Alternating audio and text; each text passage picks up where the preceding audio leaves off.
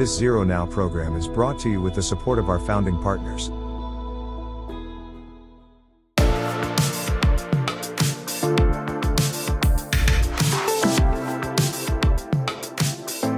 Without further ado, I'd like to introduce our very special guest today as we dive into this topic of preparedness. What does it really mean? What are some things that you can do to be prepared? And so let's start with Guy Bliesner. Guy Bliesner, so would you mind just quickly introducing yourself and your background and your connection to this topic?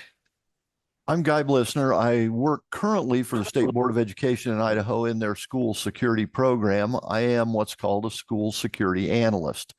I came to this through being a school safety and security director in a mid-sized Idaho school. Prior to that, I taught the wonders of the quadratic equation and coached tennis and swimming. So I come to this from the education side of the world, and I come to Zero Now in that discussion because I think that the educator's voice is important. Absolutely. And speaking of which, Gabrielle Morquecho, welcome, Gabrielle. We might just provide a brief background in your connection to this topic as well.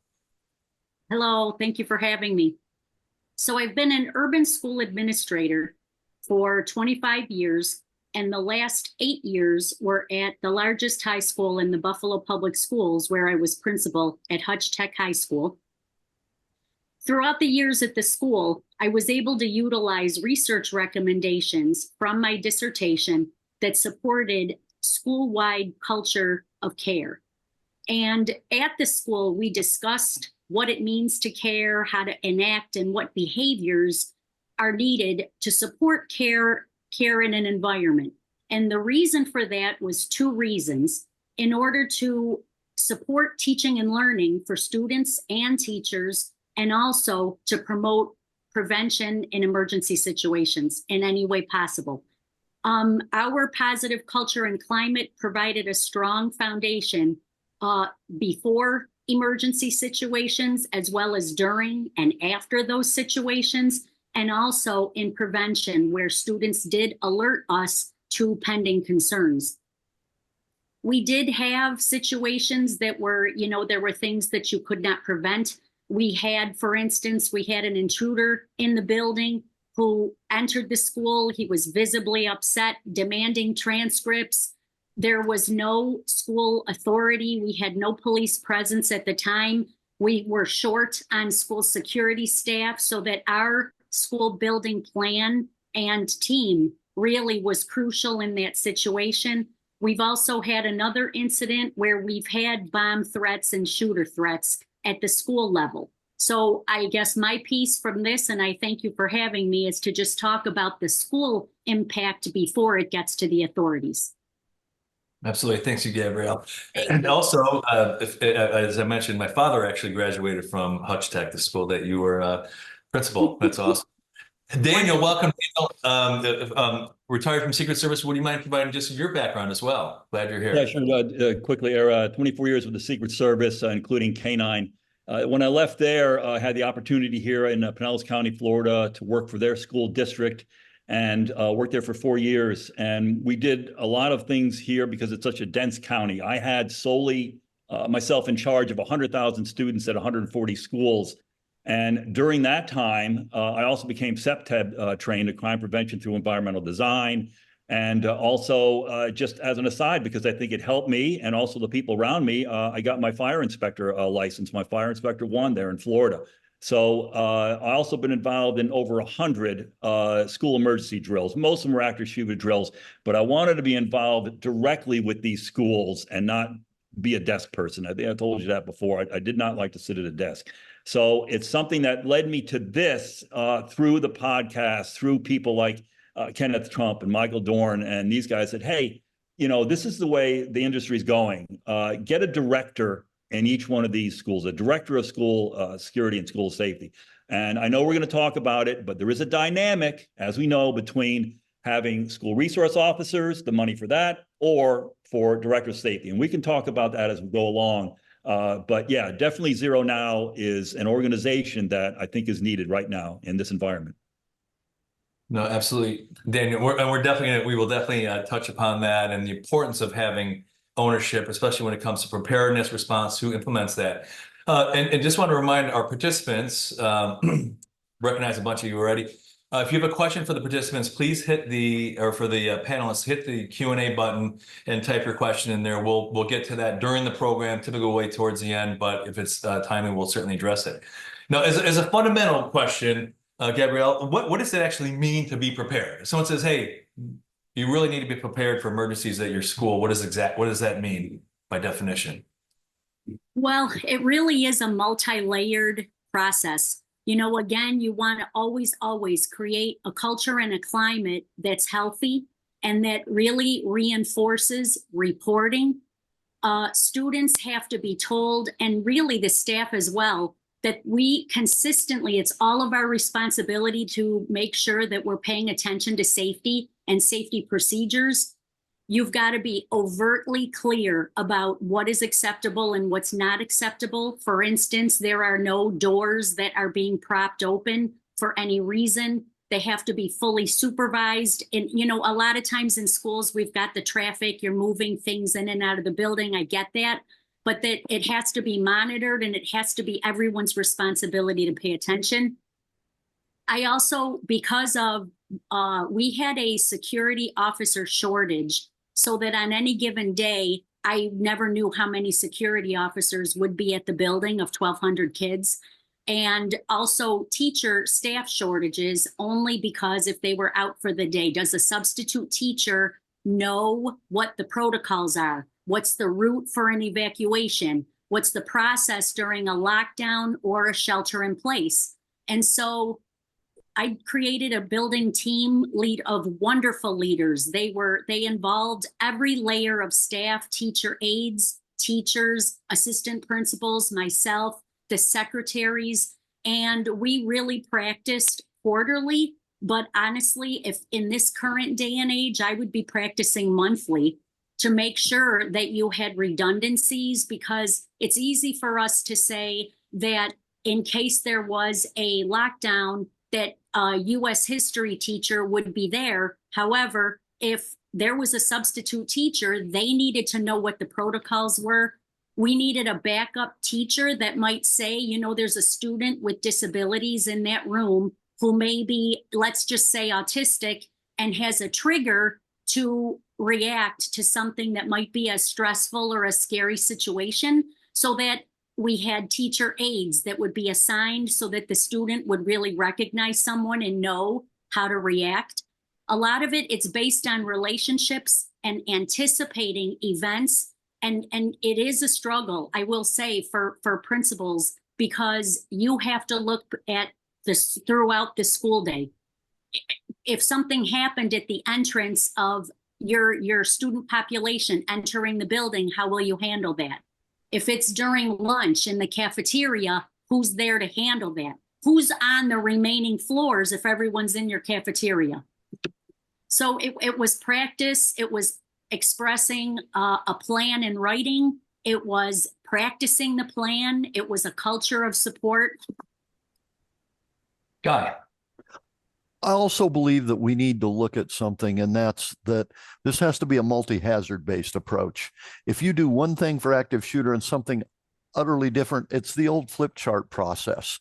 When I first started teaching, they gave me a flip chart, started at asteroids, ended in zombies, and had a different thing for everything in between. Mm-hmm. So, you know, create that initial response protocol that's limited and deployable and sustainable over time, so that everybody here in Idaho, we use one that's 4 distinct responses.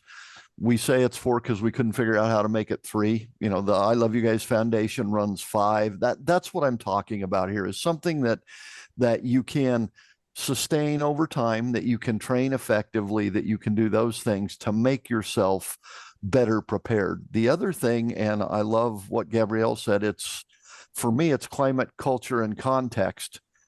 Climate is how safe you feel. Cultural is the shared ethos and common and expected actions of the group. And context is those things that we do to maintain the educational environment. We are a school first. We still have to meet our mission. You know, it's interesting on that note, and I want to give a shout out to Dr. Scott Geller, who's on here from Virginia Tech.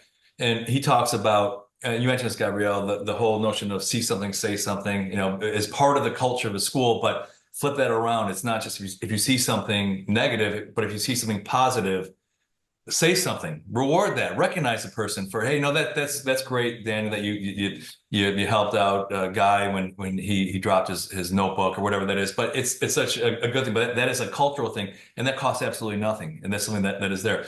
Hey, Dan, I mean, from your perspective, is the things that Guy and Gabrielle were talking about, like, okay, we have plans for this. Is it good enough just to document those and put them in a big binder and throw that in the shelf, or what do you do with that once that's developed? Not necessarily. I mean, I agree with Gabrielle. Just to add on to that, just a little bit of my background with the Secret Service, we had to qualify with our weapon every month, once a month. I think we're the only agency that did that. So when I went to these schools, I wanted everyone there, principals, staff, students, to all have the confidence to know what to do in an emergency, not specifically the active shooters, but any kind of emergency, have that confidence. And what happens is, and we can talk about drills, but you're either going to drill, you're going to watch out because you either drill not enough or you're going to drill too much. And then it's overreacting and people are like, oh no, another drill. But I wanted to instill that confidence. And, you know, I wrote this book, The First 5 Minutes. And in that, I talk about implicit memory. And that's just like rote memory, that you do something just by rote, buttoning a shirt, putting on a seatbelt, whatever. I wanted to get that with those teachers. When I went there and said, in principals, are you guys all set on any emergency drills? And they would come out and say, that's why I went to these schools. No, we've got this issue. We've got that, whatever issues would come up. But I wanted them, if something happened, you flip that switch. And I'm sorry, this is more of a law enforcement mode rather than education mode. You flip that switch, you got to go into a different mode. Hey, I know, now I know what I remember what I have to do. So that's what I want to do when I went to school, is to instill that confidence that you're okay, do what you need to do, help is on the way, you're going to be safe. Gabrielle, in your school, how did you conduct drills, exercises? I mean, how did you prepare students for different types of hazards and incidents?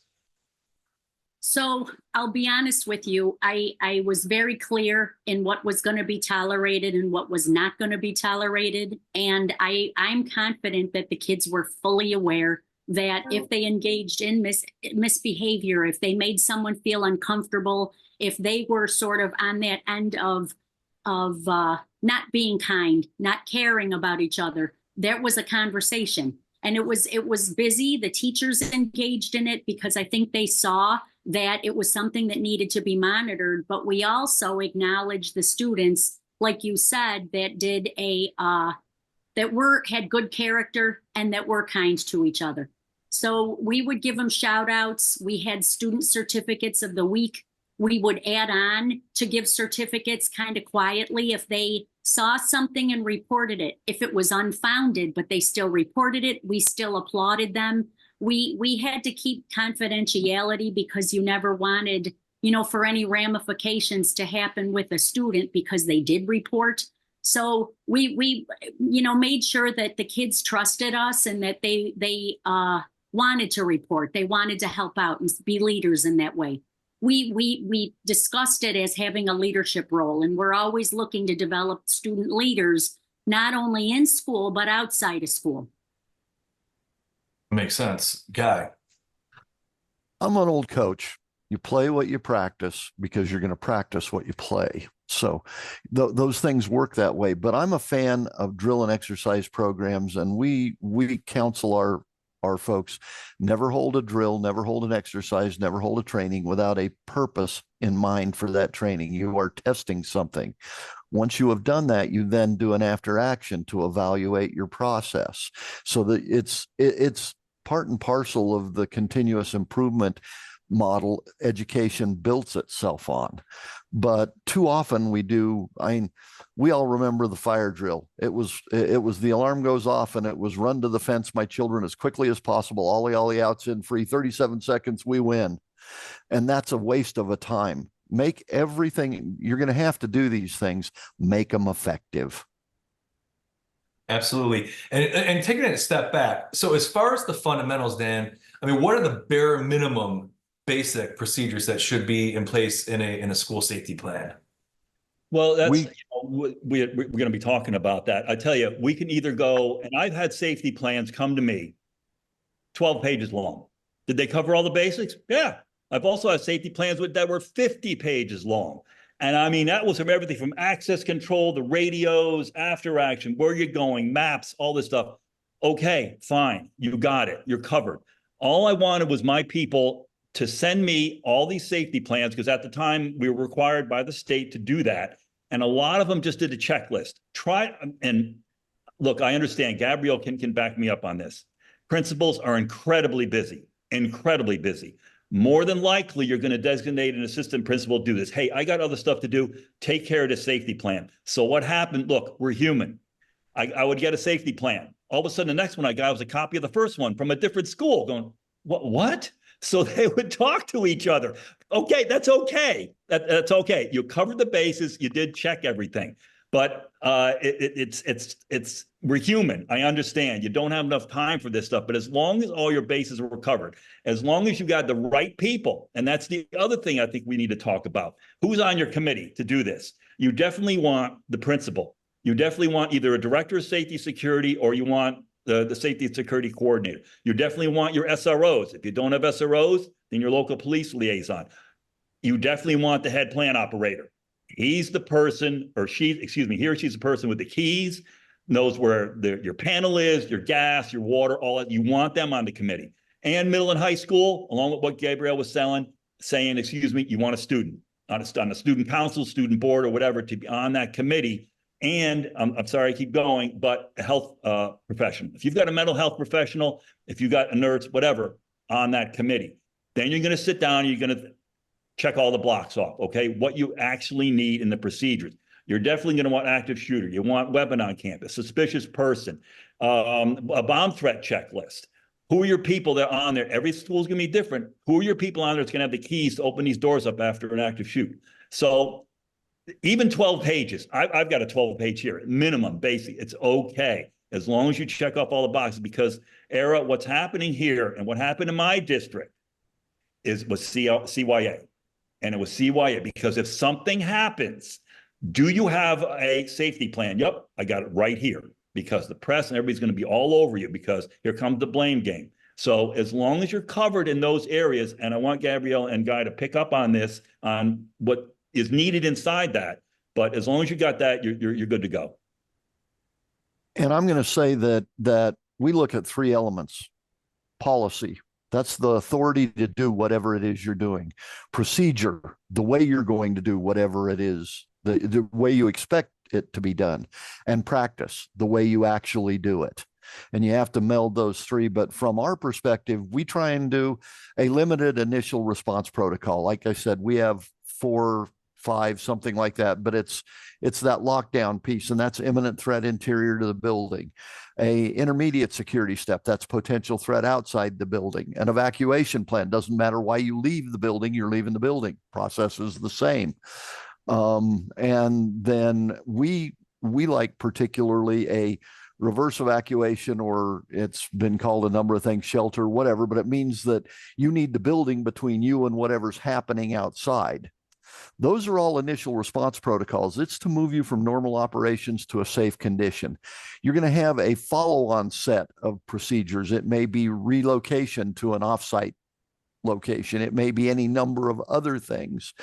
And then you're going to have SOP, but if you have, let's say there's a hazmat issue, it's still going to start probably with a intermediate security stop the movement in and out of the building, stop the movement interior of the building, make sure people are aware something weird's going on, give them the next level of direction. But this is critical. It means that you have solidly accomplished comms planning.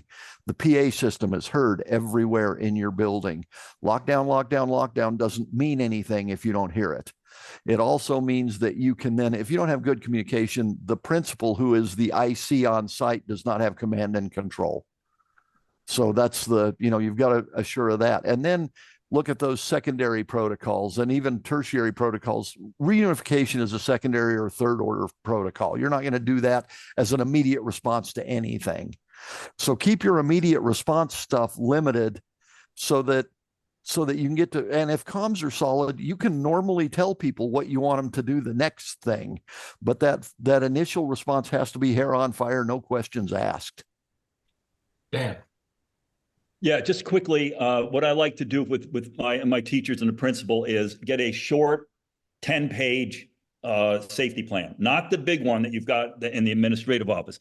Something quickly they could look at and flip through. And to Gabrielle's point about a substitute, because when they're coming in, they're looking at lesson plans and stuff. Safety and security, that's not at the forefront of what they're doing when substitutes are there. So have a short little plan, hang it on the wall. They could flip through it quickly and get it done. And the other thing I can mention, and this is not a selling point, it worked in my counties. It worked really well. Not in all of the teachers, students, and teachers, but I got these little laminate cards I found from a guy at one of our high schools, and he said, "Hey, it's a quick reference card.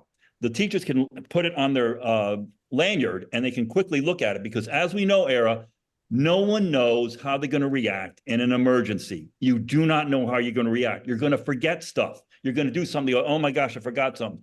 Quickly look at the card. It works."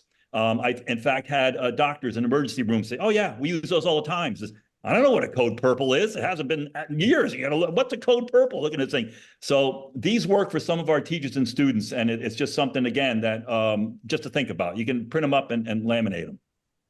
We use statewide a run of video training that's available. The 4 responses that Idaho uses as a standard across the state, all 4 of them are done in video in both English and Spanish, our major second language in Idaho.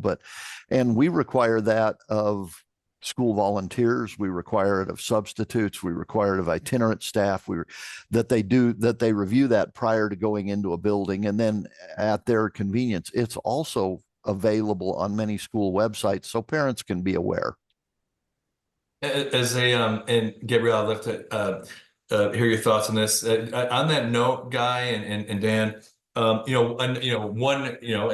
a technology guy here on this program, one of the best practices on that front is when there is an incident to push that card in the form of either of an image message on the cell phones of teachers, laptops, smart boards in the classrooms, audible alerts, but to provide, because when you're in a situation, you're under duress. So getting that information, context-based information. So if it is a lockdown, if it is a fire drill, if there's a weather incident, getting that information, relevant information, into the hands of everyone that has access. I know there's a big debate right now about allowing students to have cell phones in school. So that may be moot on that front, but at least teachers, administrators, smart boards, any screen possible, get that card or that information to the hands of the right people. Gabrielle, love your thoughts on that. They're great ideas. We had laminated procedures that was broken up into 3 sides of posters that were laminated on every single classroom, lockdown procedures, lockout procedures, and then a shelter in place so that there was no confusion, even for substitute teachers or itinerant teachers, as you mentioned, which is crucial. We also bought lanyards that were school lanyards because in a crisis, very often the authorities coming in don't know who's a student and who is a staff member. It was hard for them to identify, obviously. So we bought all the kids. We wanted them to wear them or to display something school related because some of the kids are big. I don't know what they're eating, but they look like full adults. So, and we heard that from the police that came in and said, "Man, you got some big kids." We also created a safety team that was, again, voluntary. We also tapped into people who had the schedules that were able to free them up to go to certain locations. We looked at the exterior doors of the school because at the school where there are many exterior doors that needed to be monitored. And because of the level of stress involved, that where you have parents or outsiders that could be coming into a building, we put 2 and 3 staff members, if possible, as a redundancy so that they weren't the only one experiencing that high level of stress, managing a lot of people. If there was a situation that they needed help, we made hallways supervised. We made rooms monitored. rooms that had students with disabilities, they were monitored. We fleshed out a big plan as much as possible with redundancies.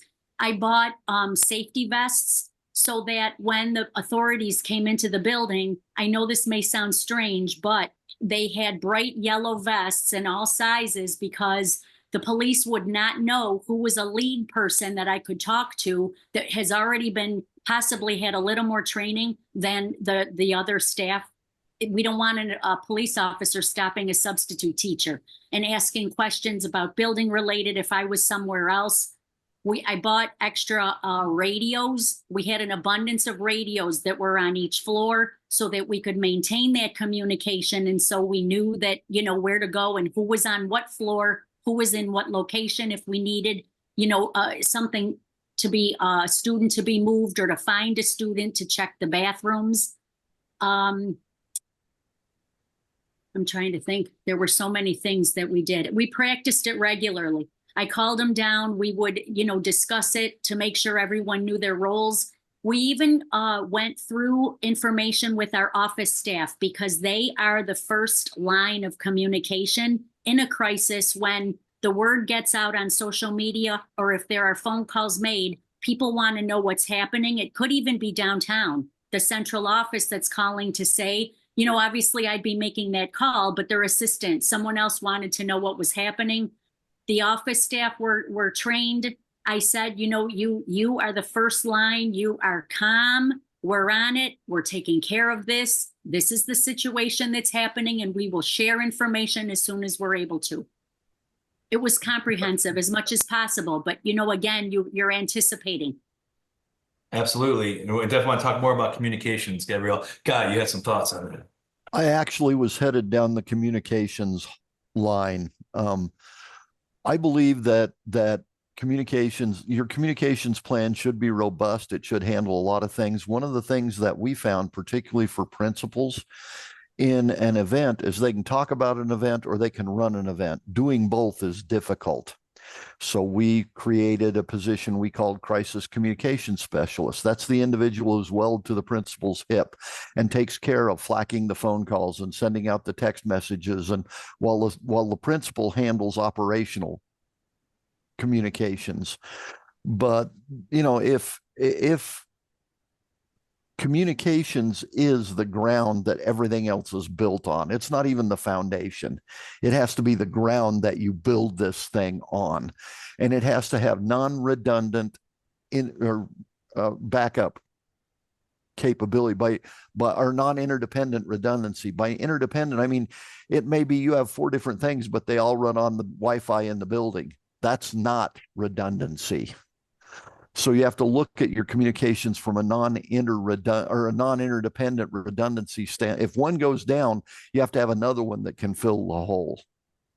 Absolutely. So and any technologies like that. Yeah, that unified comm plan is a critical, that's for me the first piece you do, because it doesn't matter. It's whether you're sending notes home in backpack or you're dealing with communications. In our one school shooting, the superintendent had text message capability to both his parents and to his students. It was a typical school shooting in that there were 3 victims and it was over in 91 seconds. They identified the victims, contacted the parents, told them that where their children were and their condition, and they had done that within 7 minutes of the event taking place. The superintendent used his communications protocol to send out the message to parents that said, "We have had a school shooting. There have been victims. The parents of all victims have been notified. If you have not been notified, your student is waiting for you at." The boiling point went down immediately. Chad Martin's my personal hero. That was genius when you were in the middle of that thing. That's great. And Guy, that is a best practice that I have not heard of. And I think I think it's valuable information. Dan, thoughts? Yeah, we thought about communication. There are different schools that we've had in the district. I've got schools that are from the 1920s that are still working, and then I've got more modern schools. So the older schools would have the old style microphone on the wall. You clip that microphone off, and then you'd go through the PA system. And then, of course, the newer schools had the phone system. Well, just a short story, we put in a new phone system. We're ready to go. And they said, okay, in order to make that call over the PA system, you have to dial 5 digits. What? Why would I have to dial 5 digits? Oh, that's just the way AT&T. And would argue with these people going, why do I need a staff member under stress to go through 5 digits to announce something? Hit 0, whatever the heck, to get through the system. So it's just a struggle. And that's why I try to drill all the time. We got to figure this stuff out. I can't go through 5 digits. What happens in an emergency? So it was the frustrating thing. And I'm sure there's a lot of schools that are dealing with that kind of thing. And just as an aside about walkie-talkies, and I think I talked to Gabrielle about this, but from the law enforcement background, walkie-talkies are great to communicate in a non-emergency situation. Once you get into an emergency situation, forget it. They're useless. All you're going to get, that's all you're going to hear, because everybody is going to want to get on the air. And back to the technology part, yes, it's a great thing, but if it goes down, you're person to person. You tell this person to go to that person and go to that person, and you run and you just go that way. So we tried, if there was something, and I had it happen, and the worst case scenario, I had it happen at a school with a bunch of disability students, the whole school. And we had to go, the communication system went down during a drill, thank God. And we went through and said, okay, now what do you do? And we got to go. You got to run. Bullhorn. I don't care what it is to tell the entire school. So just have that in the back of your mind that, sure, technology is great, but if it breaks down, what's your backup plan? Gabrielle. I wanted to add too that the members on the safety team were wanted to participate. I mean, they were active in the learning, and they really were very interested, and they had safety as also a concern. After the lockdown, I will add that we had to reevaluate whether the people on the safety team were the most capable to handle the stress if we had an emergency situation. So we all know that in the lockdown, there was an increase in anxiety and depression, and within the home, you know, people got divorced. There were drug use, alcohol use. Some of the unfortunate results of the lockdown were that people were not as resilient. They weren't able to handle some of that high stress afterwards. So I did start to kind of look differently at some of the team members, certainly not in a negative way, but should we move you? You know, should we move you? Because the last thing that we want is to end up in a situation where someone freezes and then is not able to act or to follow through. I don't know if you have had that situation, any of you. Well, Gabrielle, I know, so next month we talk about response, and I want to really dive into that a little bit. But just to circle back about the going back to technology and, you know, as a best practice, and you're absolutely right, Guy and Dan, you know, the building in redundancies, because technology, no technology is 100%, but if you have multiple technologies working in redundancy, certainly you can do that. You know, one of the best practices that I learned in my experience with OnGuard and emergency notification systems was that when you are in a situation, let's say active assailant or whatever the situation is that is causing stress, you're under duress. And one of the key things that we discovered over the years, like 15 years ago, is, you know, the emergency, the unified communication, unified comms plan, Guy, taking that plan, like what audiences need to know what information at what time, and that first message that goes out. So once you identify a situation, that comms plan should be translated into your emergency notification system to pre-script that, and most ENSs do that today. So we're going to post to X or Twitter for parents and Facebook, and we're going to post on the website that, hey, there's a situation at the school. We are aware of the situation. More information will follow. Have a holding message. What are you going to post to the smart boards in the classrooms? Are you going to have an audible message on the PA system? Are you going to text staff? Are you going to let your emergency response team or your safety team know, hey, we're in a situation here. Let's hop on a conference call bridge. But having all that predefined is a core part of preparedness. It's taking that static unified comms plan and making it actionable. And that is such a critical factor that hopefully our participants take that and apply that, because most of your ENSs out there will do that. You can take that, because otherwise Yeah, and you don't want to be under duress and typing a message to parents and to students and to classrooms. Guy, what are your thoughts? I absolutely agree, and we love pre-scripted messages. One of the things that we try and do is, as much as possible, use your emergency communications avenues as part of your operational communications on a day-to-day basis. If you don't, and when it goes into a disaster or an emergency, it's run to the bat phone Robin, because we never do it. So we want them familiar, that muscle memory with the process. The use of handheld radios. If you're not using them operationally on a day-to-day basis, you're not going to use them effectively in an emergency. So try and mirror as much of what you can do. We recommend for reunification. If you have a end of school other than the normal end of school process, you still have to get the right kid to the right person and prove you did it. That's reunification. Use parts of your reunification protocols to accomplish that end. Again, let them become familiar with it in a low stress operational format. So again, do as much of what you can do as part of your normal operations. There's some things that are obviously going to be different, but the familiarity breeds better results. Absolutely, and the familiarity and developing that muscle memory is absolutely critical. Gabrielle, you said something here, and I'm going to direct this at Dan. It's your lucky day, Dan. So when it comes to an emergency, who is quarterbacking? Who's the one that's making the calls? That the central role of leadership. Is it the principal? Is it the SRO? Is it the superintendent? Is it a safety director? Who should be leading that and coordinating those efforts during the emergency? Well, on site, it's definitely a principal. Principal's a boss, and she already should have her staff ready and situated on any kind of emergency that's going to happen. So obviously, if you've got police coming, your HPO better be right there, because he or she, excuse me, are the person with the keys to get in the doors, to get in wherever they need to get into. Your SROs, they're going to respond to the threat. Where, that's happening without the principal saying anything. They are immediately going to that threat. So you've already got things in place. Your teachers already know you're locked down, your students are safe, everybody's safe. You got your HPO there with the keys. Everybody's in a lockdown, including the principal, because I could tell you stories about principals, and we've seen it already, where principals try to go out and confront that shooter. We don't have to get into that subject now, but that's something that really, really upsets me, that they're going to confront these shooters. Principals you should be locked down, waiting for those police to arrive.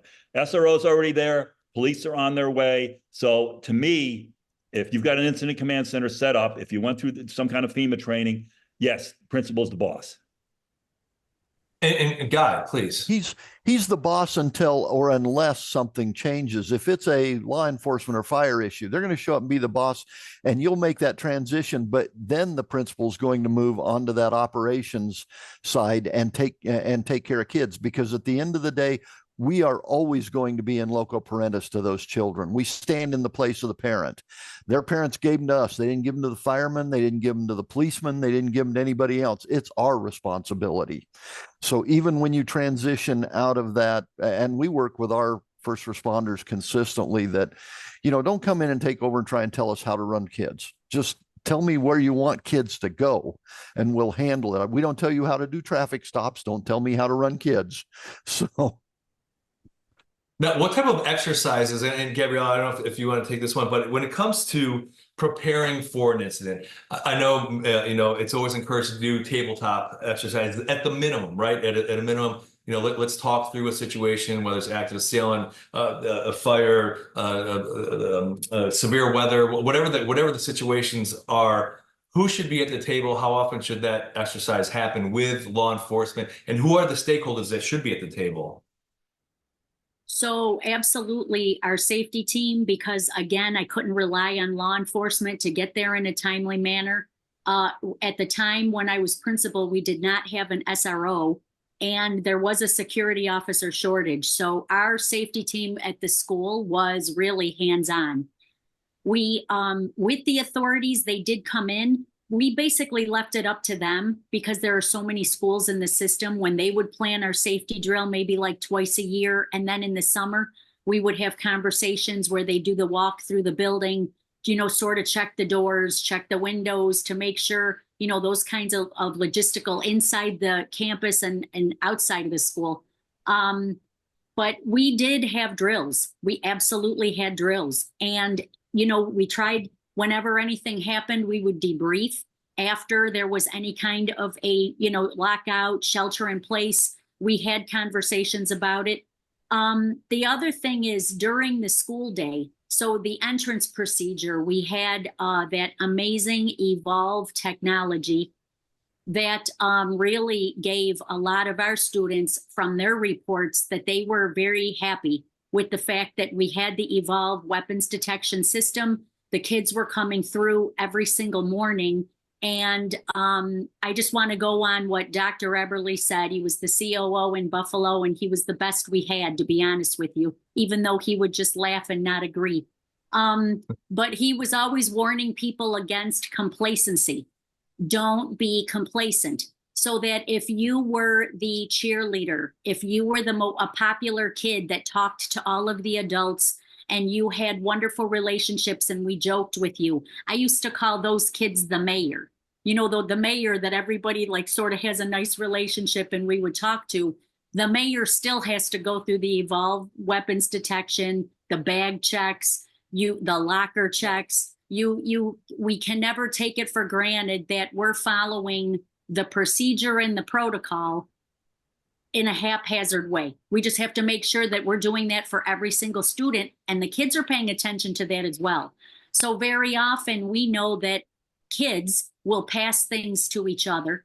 They'll say, they love you. You can't do any wrong. You're always the one. And you never know. So not that you want to be suspicious of kids, but you want to still be open to the fact that they're still kids. And at every developmental level, they do try to get away with things, especially from adults. My see kids Daniel. would never do that. No way, I can't do that. Maybe guys. All right, do you know what the definition of kid is? They go places you don't want them to go, and they do stuff you don't want them to do. Ergo, we call them children. There we go. So, and the way to handle that is lock the places you don't want them to go and put eyes on them in the rest of the places. Dan. Well, talking about that, and this is a little bit of an aside, my biggest pet peeve, and I'm sure we may get to some pet peeves about school safety, is having doors wedged open. This happened all the time. And one reason why I went to some of these schools with our school fire inspector to go through this stuff about ingress and egress and the wires and stuff, every time, I guarantee you today, Aaron, I can go to a high school and I'll find doors wedged open. Why? Because either you got teachers stepping out for a smoke, a kid is late, pizza delivery, whatever the heck it is, that door is going to be wedged open. And don't you think someone's watching that school? I mean, we could easily look at the school shooters that we've got. They're either former students or current students. They see what's going on. So that is my biggest pet peeve. But again, on the student side, why not, even middle or high school, on a student safety council or on the student council, walk around the building. I don't care if you've got SROs. Make a walk around the building. You're not diming anybody out. You're checking to see if you got any doors open. And there's going to be doors open, especially at a high school. These high schools now are as big as college campuses. So walk around, see if there's a door wedged open. That's all. It's something very easy. But yeah, that is my biggest pet peeve. And I'm sure that Guy and Gabrielle also have their own pet peeves about what they faced. I've got 160 pictures of something stuffed in a door that I run before my presentations. One of the things that we found, and this is kind of, we're going to hit the technology folks a little bit. They'll talk about, well, we'll put in access control and it will send you a text message or an email when the door's open.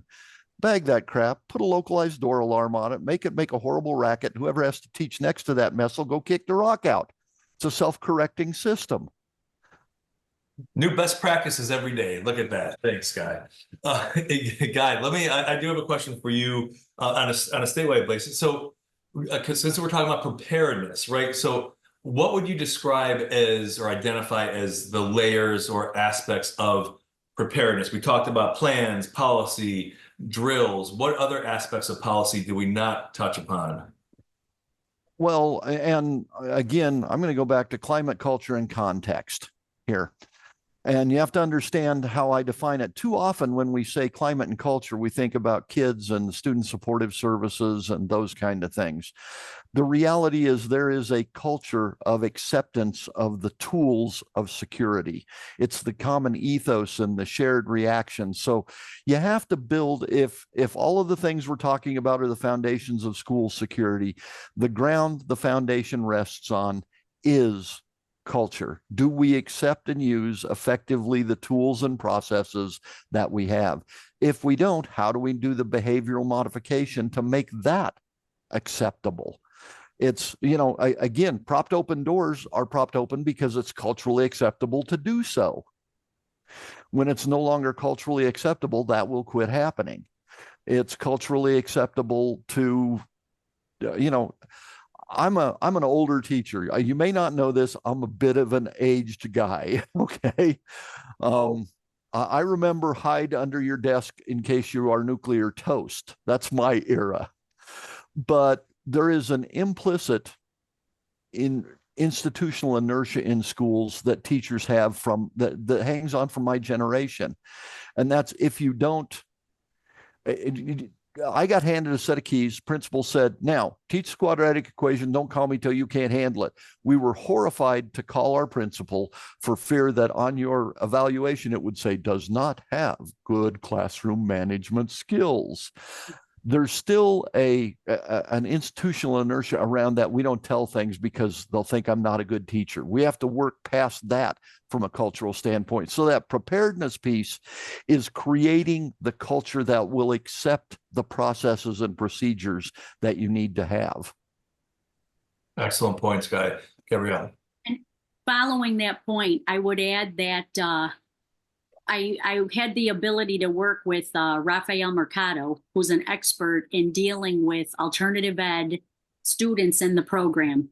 And one thing that I think that we all learned from looking at kids at different performance levels is that we really want to look at them from where they're at, what's their functioning level, where are they performing socially, emotionally, and academically, and then raising the level. Growing them as much as possible, developing them in ways that are positive and are healthy through a culture and climate and an environment where we're responsive to students. Absolutely, and that is a common theme across all of this and in all of our conversations on this path to safer schools. I mean, having culture is it's an intangible thing that once again costs nothing, but it's something that can be done, and the impact is just immeasurable. Dan. Well, again, you talked about culture, and you still get today some of these schools that are in areas that are fairly rich, and I'm sorry, fairly white. Never happened here. That's not going to happen here. And yet I had a great district because I had a southern district that was more low income, Black, Hispanic, and I had better safety and better drills in those areas. Why? Because in their neighborhoods, they'd have shootings in the neighborhood. I got my North County schools that just, the kids would be talking during the drill and stuff. So you talked about the culture. You've got to get everyone involved to say, look, this is something you have to take seriously. I mean, I had one school, middle school, where I had the SRO had to go in there and just rip a new one on these kids because they would not be quiet.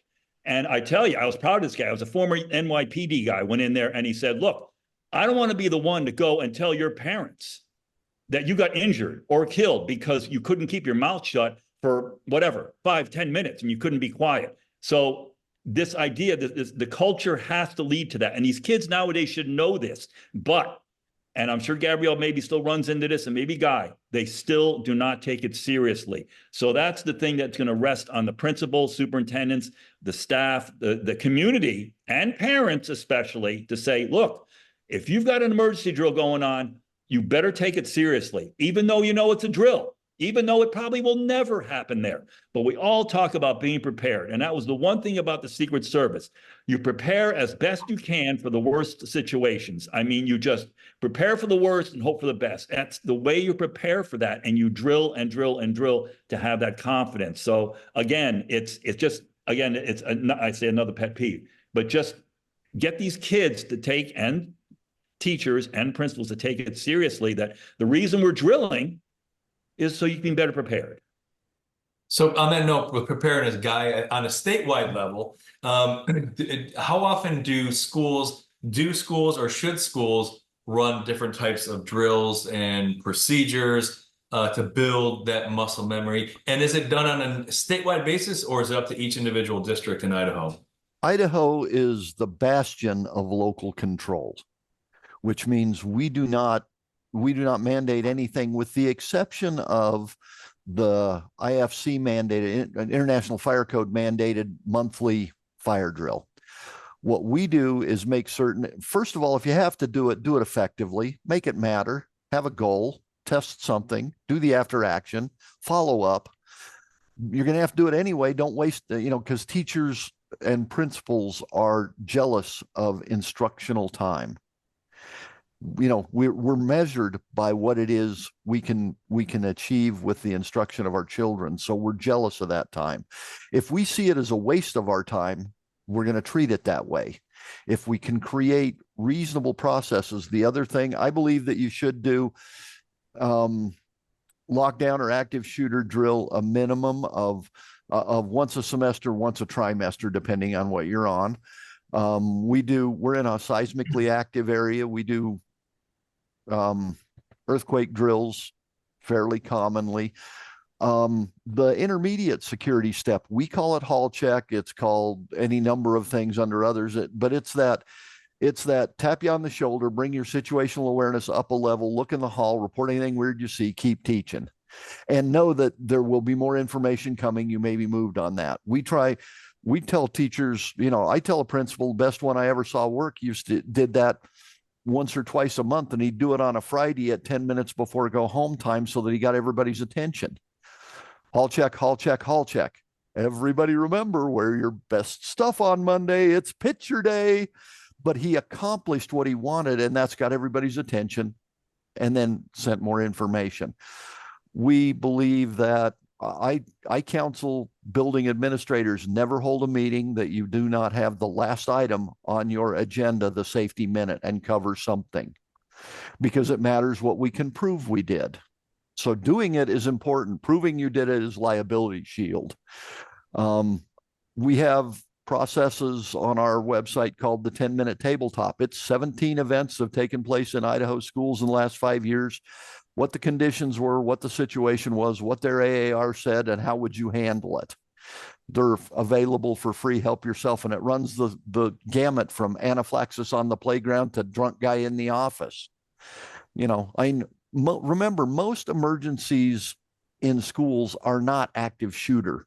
They're all the other things that take place. The moose on campus for us, all of those kind of things that give you the opportunity to develop muscle memory with your processes in a lower strength or lower impact environment. So that's just kind of the way we approach it. You got to practice before you play. So do you actually have a moose on campus procedure in your emergency communications plan? Yeah, it's called reverse evacuation. Get everybody in the building, and that's not the end of recess. We don't line up at the doors and wait, and we get in, and then we go to a hall check and handle it from there. Again, we want the widest number of events to be covered by the narrowest number of procedures. It's easier to deploy that way. Exactly. We also have the cougar process, and that's not an older woman from the bar down the street. That's right. That's right. Oh, man, thanks, Guy. Dan, I got a question, and we're actually running out of time. And I just want to remind our participants, after the program, if you go to the Zero Now community, we'll have a Q&A. We'll continue the conversation on there. Dan, you mentioned this earlier, very early on, about the role of safety directors during, in an emergency. What role does a safety director have when it comes to preparedness? Well, I tell you one thing, and I talked to Jason Stoddard about this because I was concerned about how we were going to establish some kind of certifications for school safety directors. And I'm sure that's going to be a conversation Zero Now down the road. But there's someone who is control of everything. I would hope they have some kind of control over the budget. I would hope they have autonomy I was unfortunately enough, I did not have autonomy. I couldn't go to a school and say, this is dangerous, change this now, put a lock on that door now, whatever it was. That's what was frustrating to me, because, or you would run a drill a certain way. I didn't have the power to say, okay, we need to change that. I had to go through an assistant superintendent and a superintendent and the school board. No. School safety director, and I hope this is where Zero Now is going, should have complete autonomy, some kind of budget that he's got to control over, or on a board with the budget where he or she has a vote, but they are the ones who should be in charge of the entire process, not just the drills, but everything from the safety plan to the drills to policy. And if that safety director can get some kind of influence on policy, that would be great. I mean, that's the road we need to go to have safer schools. Absolutely. Thank you, Dan. And we're just about out of time. But before we wrap things up and then continue this conversation online, I just want to ask Gabrielle, do you have any final thoughts and words of wisdom that you'd like to share with our participants today? Well, I really appreciate the fact that you're looking at school-based safety prevention measures, as well as those with the authorities and the training, like Guy and Daniel and the other panelists. So I think really it's a combination of school procedures as well as those among the authorities. So thank you. I'm Zero Now. Your work is so important, and I appreciate the conversation. So thank you, Ara, and thank you, Mary. Thank you. And one point of correction, our work, and that's the whole point of Zero Now. It Our is work. Yes, our work. So you are, yes, you are together. part of Zero Now. Absolutely. Yes. Thanks, Gabrielle. Very insightful. Guy, final thoughts, words of wisdom. Since you're such a young guy, you have no wisdom. Yeah, I lack experience. Lack experience. Just remember, everything you do in school safety and security has an element to consider of climate, how it makes you feel, culture, how you implement it, and context. Is it effective in the educational environment? Remember, if we change the if we make it more difficult for teachers to do their business, and some things will, we've got to invest them in it, but it's the cultural acceptance of the process that will make us safer. You can buy everything in the world and still be unsafe if the culture doesn't cause it to be used effectively. Exactly. One of Dan's grievances about leaving the doors open with a wedge.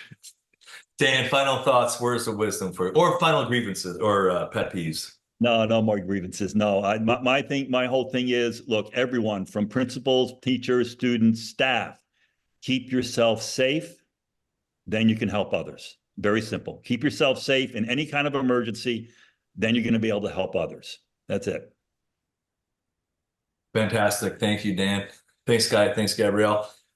We are completely out of time. Like I mentioned, hit the Zero Now community. We'll continue the conversation there. Our next conversation is a month from today, and we're going to be talking about response. So we talk about preparedness, the path to safer schools, starting with the safety team, assessing vulnerabilities. Where are your risks and vulnerabilities? Seeking funding, prevention, which culture and climate tie into all of these aspects. But preparedness we talked about today, but then we're going to go into response. Okay, let's say that we fail to prevent an event. How do we respond to mitigate the scope of harm so nobody gets hurt? And that's the objective here. So we'll talk about that. Hopefully we apply some of the things we learned in this program about preparedness, apply it towards that. So thank you guys. We'll see you all soon, and take care.